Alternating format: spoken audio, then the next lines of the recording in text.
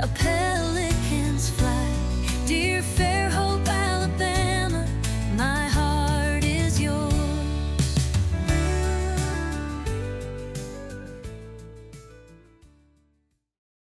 Glad to have everyone here this evening for the Fairhope Single Tax Lecture Series. I'm going to let Margaret Neely introduce our guest in just a moment. But I love what Wayne Miller said at our last lecture. The ones that are on the committee, you know, we're just volunteers, and we would like to present programs that are meaningful to the people of Fairhope. And so, at that note, I want to introduce Wayne Miller, if he'll just raise his hand up. Debbie just walked in. We got Margaret here. Alan's our liaison over here in the corner. Chris is not here today, but I understand why she's not here. So almost all our committee's here for tonight. We're glad you're here. This is going to be a very interesting lecture. The irony of it is, I live behind the house that she's going to talk about. And I've been seeing all the work done all these months, so I can't wait to hear Tina as well. So with that, I'm going to turn it over to Margaret to introduce our lecture speaker. Well, Tina Powers is a very talented artist and the owner of Water and Wood Properties. Is it picture mic going to come on?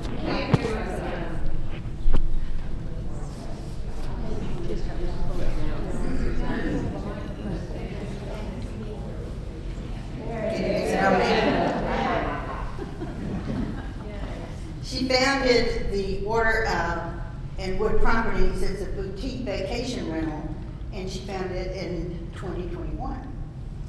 Several of her homes have been lovingly renovated, as you will see tonight, and restoring their character and with giving the guests a beautiful place to stay. Tina graduated from Louisiana Tech University in art, but she didn't do art right away.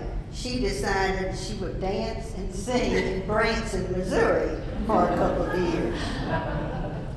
Eventually, she traded in her dance shoes for restoration projects, and she married her husband, Paul, who introduced her to the charm of Fairhope.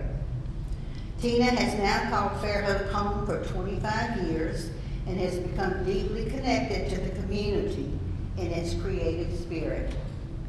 Today, she blends her love of art, design, and historic homes in every project she touches. She's passionate about preservation, community, and bringing new life to old spaces. And she hopes the restoration of 115 Fairhope Avenue adds a little more beauty to the town she proudly calls home. I'll tell you a little funny thing about when I found out about Tina, and she invited me to come over to the house to see it. Jim Estes, that introduced us, he said, well, what's the address? And so I gave him to it. He said, wait a minute. So he walked across the alley and he came to see the house. So I thought that was pretty funny. And I'll turn it over now to Tina Powers.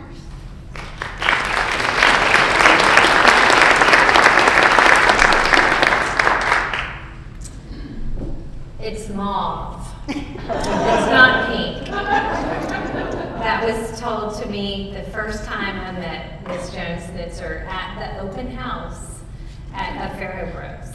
I said, yes ma'am, it is. And that is important because as an artist, color is important to me.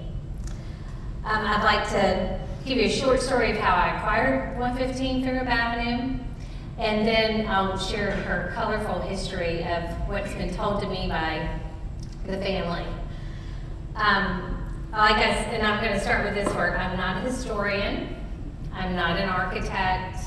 I'm not a builder. I'm an artist and a painter. So, in speaking of painting, I was participating in the Plain Art Festival with the Art Center. It was in November. I believe, no, October, and I was painting a friend's cottage in downtown Fairhope.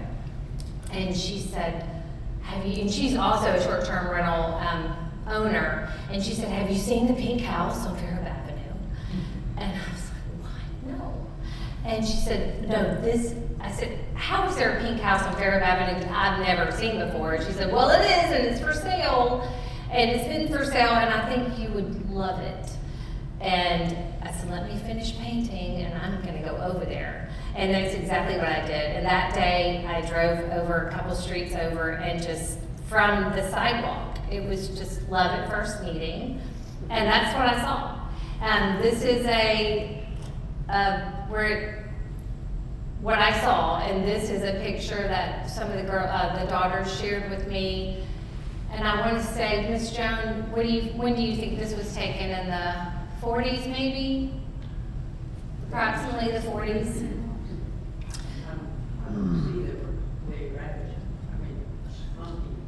Yeah, not yet. Yeah, oh, true, right.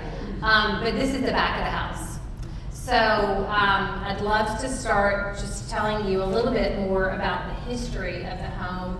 And I will say it's an honor for me to stand up here and talk to all of you about the home that has been loved for so many years and loved by only two families, the Schnitzer family and myself. My husband and I bought this, and so we're the second owners, which I think is very special. It was built in 1909, and it was known as a spec house, meaning it was constructed in the hope of someone would purchase it. And at the time, Fairhope was still young, and it was incorporated in 1908. And homes like this were being built by people who believed deeply in the future of this community. This particular home was built by Marmaduke Dyson, and he owned Dyson Brick Company, whose work helped shape many of the early structures of Fairhope. At some point after this construction, not sure what year they purchased it, but Lee Schnitzer and his wife Homera purchased this house. They had originally came from Chicago, and Lee had run a very unusual business. He owned a fox farm, which I think is amazing. I've never heard of anybody owning a fox farm. So clearly entrepreneurship in this family began early and with the flair for the unexpected. I knew this thing wasn't gonna like me.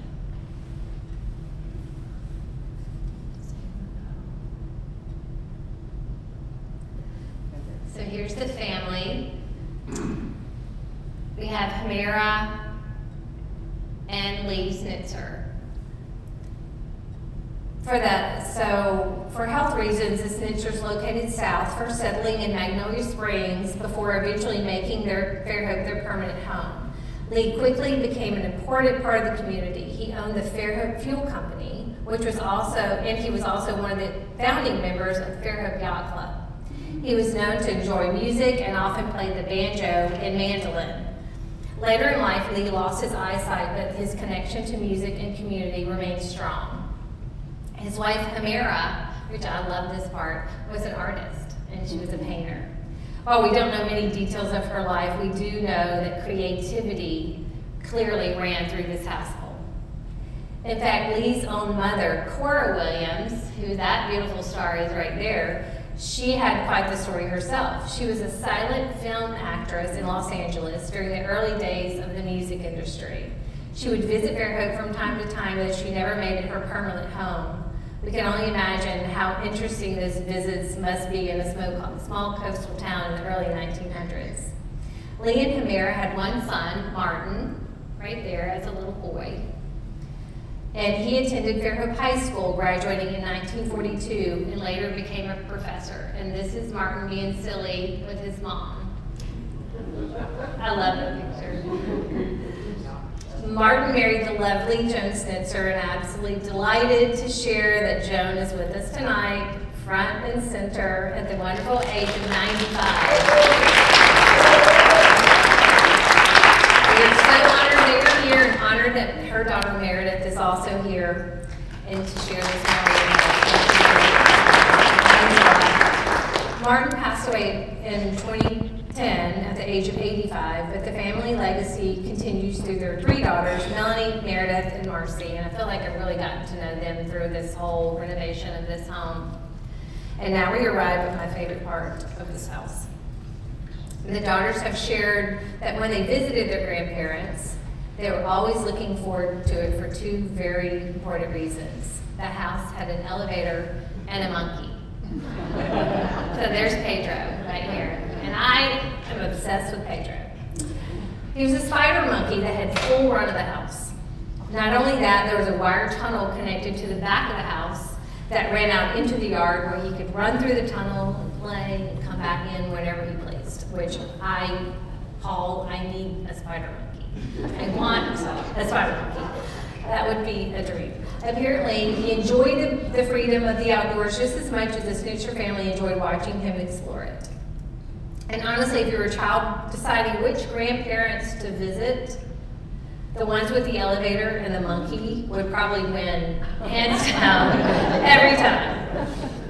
Stories like these remind us that historic homes are more than architecture and materials. They're containers of real lives full of creativity, music, entrepreneurship, family gatherings, and occasionally a free-roaming monkey. Okay, first I want to get started with the restoration. This is the before.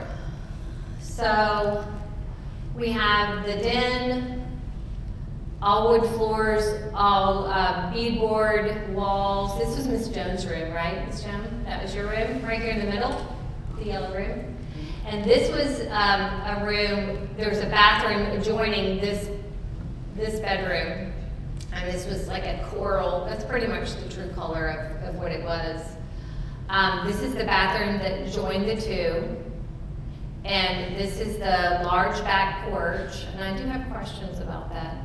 Glad you're here.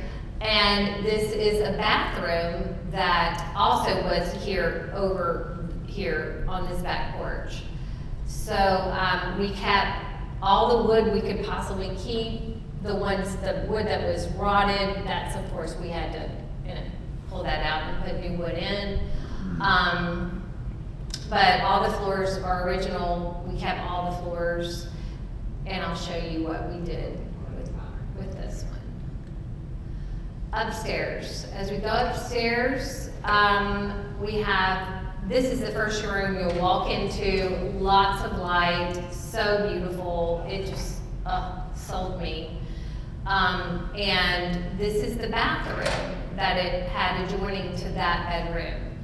This shower, it was about the size of this podium. I'm not lying, right? It was about this size. And if you were any larger than this, you weren't taking a shower. So I was like, how did people even get in there? I guess they managed. This cast iron tub, I immediately fell in love with that. So next door to this bedroom was also another bedroom, and the windows across the front, these are the windows.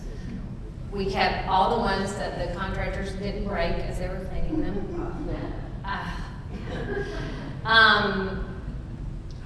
Miss Joan, they thankfully gifted me this beautiful drawers, and because it was too heavy to bring downstairs with marble, so I was like, I'll take it. So and then there was a, right off this bedroom was a kitchen. Now that was my question to Miss Joan. Did someone else live up there upstairs at one point to where they rented them, and of course my daughters lived up there when they lived here. Yeah, okay. I wondered. So a friend, as we were looking, we were like, we really need another bathroom upstairs. And he said, why don't you make that into a master bath? And I thought, that's genius. Downstairs, here's the kitchen. That was a puzzle. I mean, every bit of this was like, how can we make this work? It's very, very small. There was a doorway that went into the bedroom, the coral bedroom. All the beadboard still there. There was you can see it here. This was the refrigerator. It was stuck in a closet. That's how it fit. It's the only way it could fit in the kitchen, is putting it in the closet. And then, look at all the colors. When we pulled that panel off, we pulled the panel off, it's just nothing but colors back there. And there was a window too, right there going into the laundry room. Oh, we have video, sorry, I forgot about the video. Oh. That's Marty. So that we closed up the closet here, and you'll see what we did next. So upstairs, let's go back upstairs to the kitchen.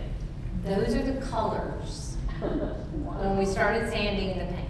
These are the colors that were on that wood. And I told my contractors to stop sanding, just especially around the windows. Right here, all the trim pieces, I said, stop, don't touch it. You can sand the white, don't touch the green and the blue. Do not touch that. I can't duplicate that. As an artist, I can't duplicate that. So I said, please, let's leave that and I'll figure out something later, what I'm gonna do with it. Hardware. Miss Joan had a great day one day painting all the doorknobs. She must have had like a painting party. Let's just paint all the doorknobs white. So she did. And I don't know if I can, this was a little video. I'm not sure how to turn this down. Maybe y'all can look, see what I did.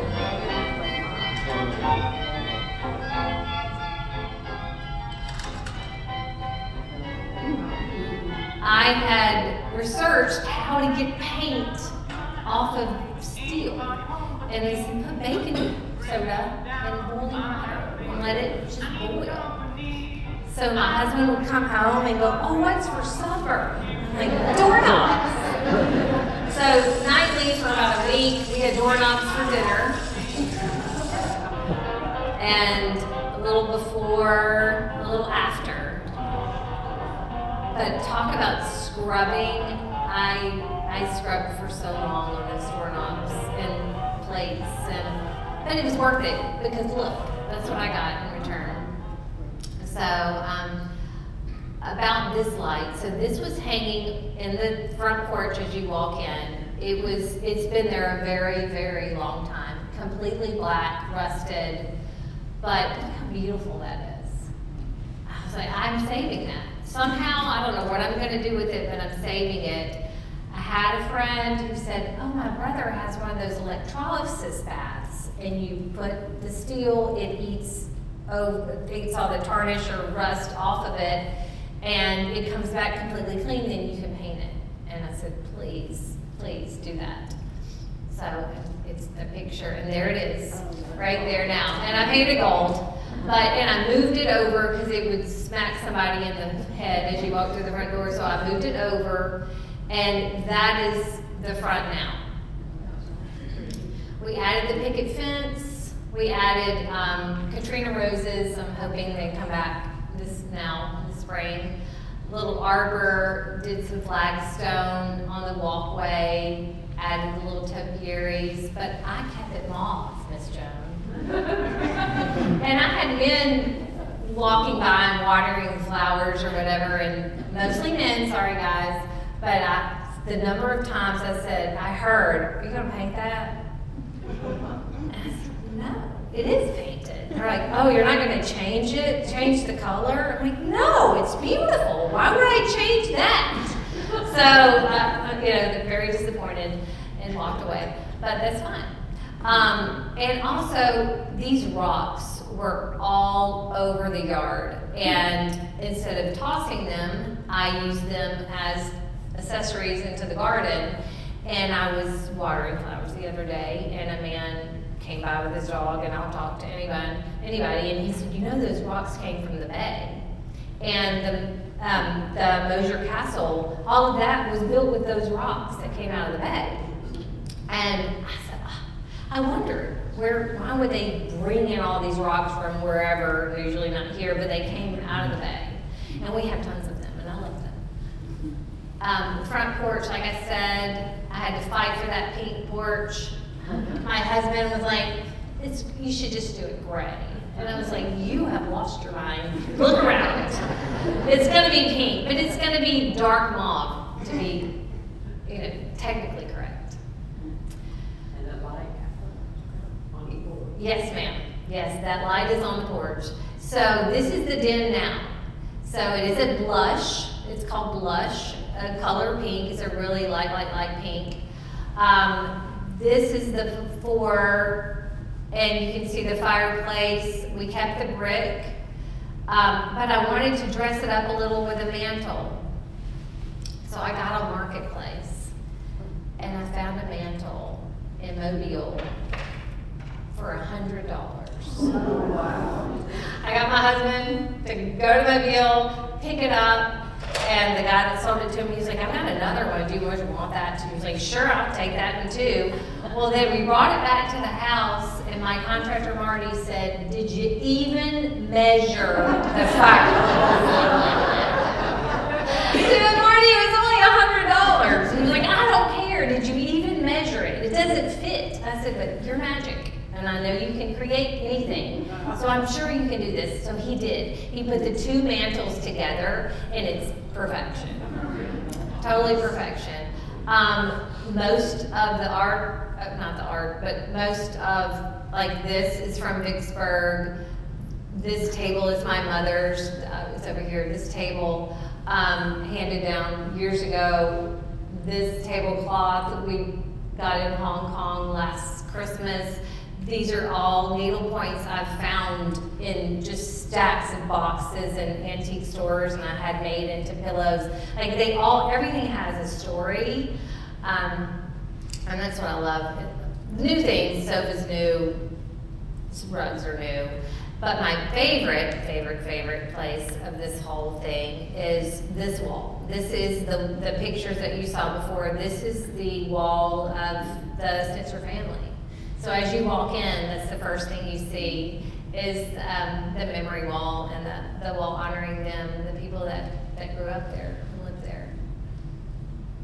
This is Miss Joan's bedroom. So this, I don't know if there's this video. No, let's go back. So this green that I found upstairs, I said it's from that house, so it has to still be in that house. So I brought it down, cut it in half, took it to Sherwin-Williams, said, I need this green, but it's too green. So I put it 50%, and it was still too bright. And then I was like, okay, 50% more, and it was perfect. So in honor of Pedro, I painted this mural. It's called a chinoiserie on the wall, and I put Pedro here and over here. And the roses are part of Fairhope Rose. I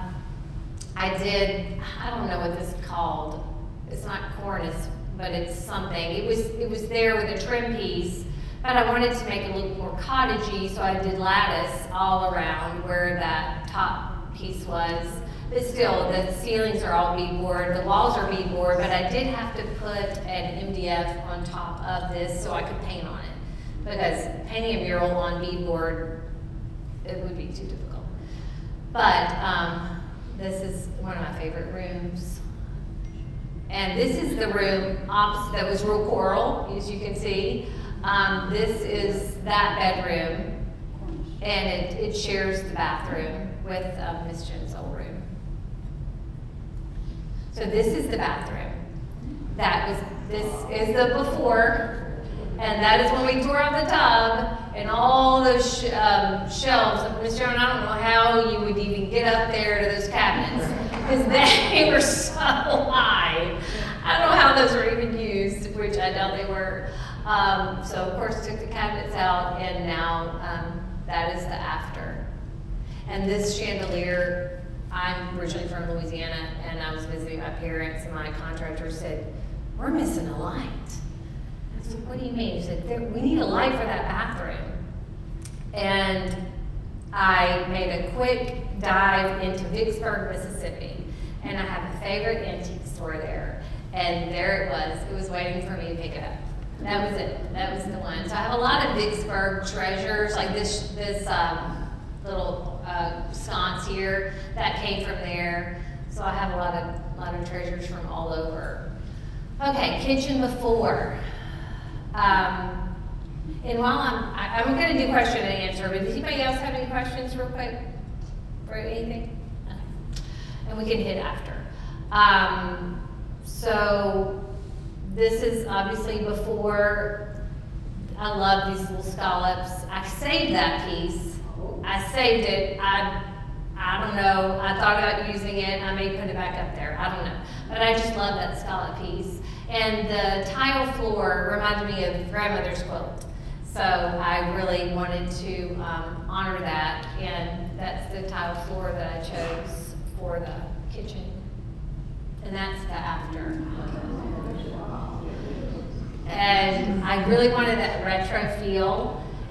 And the funny thing was, and you can see the tile now and how it's a quilt. The funny thing was, I had been purchasing all things pink. Pink plates, pink cups, pink everything. And I'm pulling out all the plates and I realized none of these, there's very little cabinets. So these cabinets here, they're shallow. Plates don't fit in shallow cabinets. A 9 or 10-inch plate, it do not fit there. So I said, Marty, what are we gonna do? What are we gonna do with the plates? Or where are we putting the plates? And he said, well, a plate wall. And he said, go find one at an antique store. And I was like, no, better yet, you build one. I'd rather you build me one.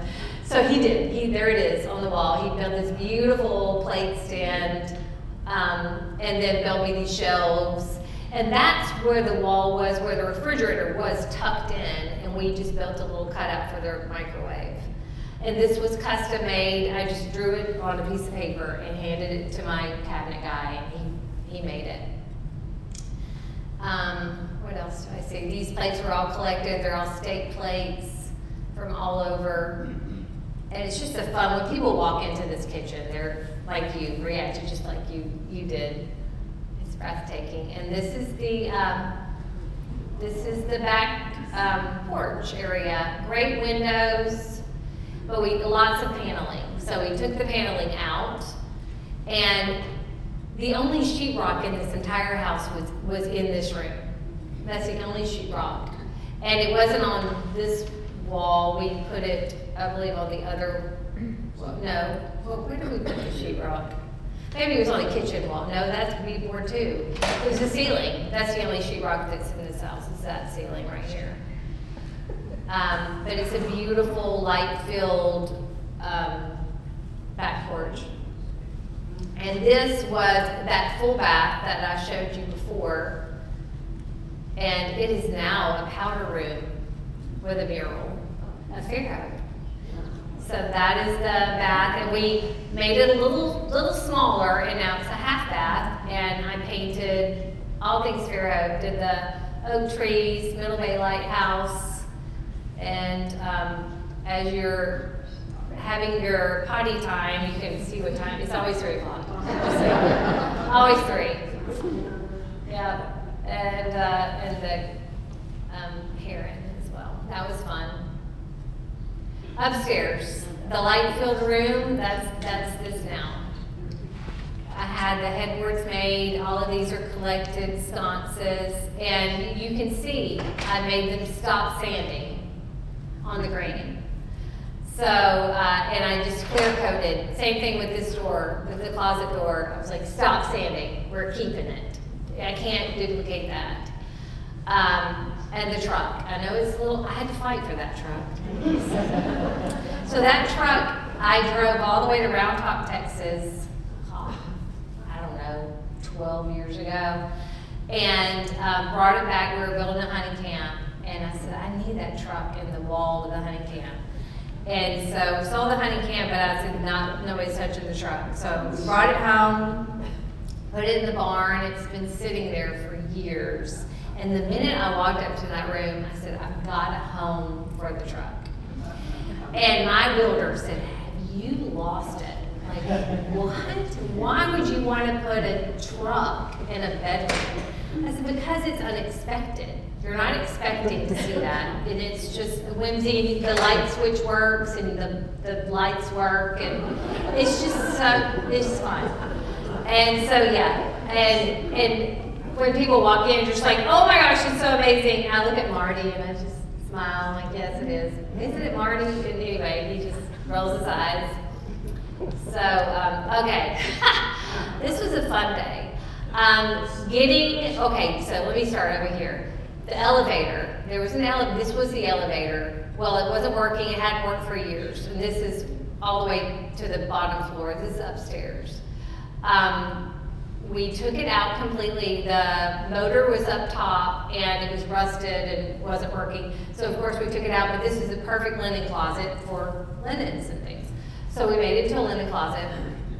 This was the tub I loved, and the shower, we took the shower out and just moved the tub over where the shower was. And these poor boys had to bring in that, I don't know how much those tubs weigh, and then up the stairs. Auburn boys, gotta love those Auburn boys. Thankfully, my daughter's friends were home and they got it up the stairs. It took 4 of them to do it, and that was them. And yes, that was your tub, and I had to paint it. You took it out to restore it and then you had to read. Right. Yeah, it was easier to take down than it was to put it in. So yeah, that was a doozy, but worth every sweat and tear, and I just cheered for them. So that's the after. That is the after of that bathroom, sorry. Painted it, the penny tiled the floors, did the little surround in the shower, and there's a story with this light, which is what this light is. So I was in France with my daughter last summer, and we were having the best time. We walked through this antique store, and I see something shiny on the floor, and go back. And I said, "What is that?" And he said, "Oh, we just got this in from a little farm." And I said, "Well, can I see it?" And he pulled up that, up here. It was black and just looked like that. And I had the perfect spot for that light. So I took my clothes out of my suitcase and I wrapped it up in bubble wrap and took my clothes and put it in like a duffel bag. I could care less about my clothes. All I wanted was to bring this back home because I knew it would be beautiful. So I was going through TSA in France, and he said, "Lumiere," because he looked through the camera. I said, "Yeah, oui, it's Lumiere, it's a light." He said, "Where are your clothes?" And I was like, "I could care less. And I got this light in my suitcase, and it's coming home with me." And that's what matters. So I did, and it worked. And it turned out beautiful, and I shined it, and it's worth every minute. So this is the room next to that. Very large, it's lots of light, and I added a little makeup station for when I have brides come over and girls that want to do their makeup, they can do their makeup there. And because it was just kind of an empty wall, but all the floors are the same. We kept of course, the colors on the door, on the trim. Another thing where I said just clear coat it, don't touch it, and I'm so glad I did. It's a memory worth to me. And this is the bathroom that we turned from kitchen to bath. So that one has just lots of stories. You can see the colors around the trim that I kept, and a penny tile. What I wish I had, there was a refrigerator on the right side of the room, and we made it into a large walk-in closet. And it has the entire closet is all this color. It's all the original paint. Very clear coated. It's beautiful. I wish I had a photo of that. Short story of 6:35. This light, another fun story. I was in El Dorado, Arkansas. I don't know if you've ever heard of it. Walking into a little antique store, and I see this light flipped over, not like that, but flipped over, and I thought, what a beautiful cake plate. It's $16. And then I picked it up, and when I did, it was solid, and I realized that's a light. That's not a cake plate. They think it's a cake plate, so it's $16. So I took it to the lady, and she said, "Oh, I love this cake plate." I was like, "I do too. I love it." Yeah, and it came home and it's now living up there. And it's not a cake plate. It's a living. And I love my cake plate. And this is the backyard now. Here, where all of this is, was an old boiler. Remember that old boiler? Oh, yes. Yeah, and it was really rusted. And I didn't want to, I love to save everything, but I couldn't save that. And I didn't have any need for it. It wasn't usable, so we had to take it out. But built this beautiful deck on the back, and then added the hot tub. That's a favorite. And then added the seating, and did a lot of gravel, did a lot of clearing. Miss Joan loved her bamboo, so I hated to take it out, but I had to take out the bamboo. And I have a yard now. You can see everything. And the storage room, she had that there. I kept that because I knew I could use your storage room, so I just moved it over a little. And in that little spot right there is a golf cart, a pink golf cart, that all the guests, have you seen it? I've seen it right there. Have you? Oh, good. Yeah, all the guests love it. Yeah, love the golf cart. And I have a little sign on the back that tells where it's from, so if they're acting up, you know, you can tell them. But it had the string lights and did not take down a tree, didn't have to. Found out from Satsuma's right there. Yes, the Satsuma's right there, and I can't wait for it to start producing. It's a big Satsuma tree, and but I was so thrilled when this is all the people that made it happen. These are my renovators, landscaping, everybody.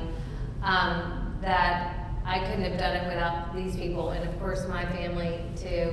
They 10 months of every day. I did not swing a hammer, but I really clapped loud, and I was like, way to go. But I did not do any of that, other than painting the walls and the murals. I did do that, and I loved being with the guys, listening to their 80s music. It was so much fun. But I was happy when we were putting an offer in on the house. I knew other people were interested as well. And I remember writing a letter to Melanie, I believe, telling her that I wanted to bring it back to its original glory. And I would hope that she would consider me as a purchaser. And because I think the people before me, they weren't going to do that. They were going to tear it down. And I'm so glad she allowed me to bring her back. Because I had so much fun, as you can tell. I could talk about it all day. And there's so many stories and art of little things in that house. And I did that little drawing, that's my little logo. And there's a sign outside on the fence where people can drive by and do that QR code and make it a reservation. And I have other homes, but obviously I'm a little partial to this one. But I really appreciate y'all. But restoring this home has been an incredible journey, obviously. But what makes it truly meaningful are the people and stories that came before us. It's a privilege to help preserve not just a house, but a piece of Fairhope's living history. But thank you.